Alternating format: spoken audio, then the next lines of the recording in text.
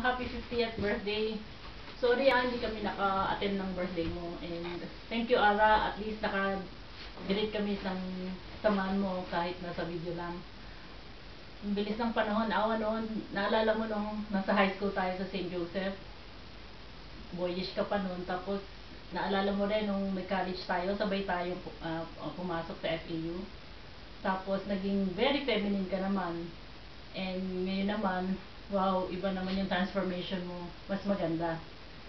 You turn out to be a loving, caring, and protecting mother. Sa mga kwento mo nga, mas ano ka pa sa akin mas daig mo pa ako. Mas nag-over ka pa sa akin na maging stage mother. Pero, saludo ako sa'yo doon pagdating doon, Aurora. Si Hans naman babati sa'yo. Aurora, serious ako Happy 50th birthday. Hindi kita ilalaglag ngayon dahil maraming bisita. Pero pag tayo lang, si Vic ang bahala. Kahit wala kami dyan, we would like to give you a toast with our birthday wishes. Yung mga birthday wishes namin, all starting with A. Kasi alam namin yung A is very significant sa buhay mo. To mention, andyan si Ara, si Athena, at si Am.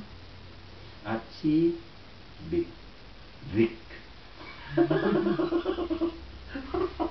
So, ito yung aming birthday wishes.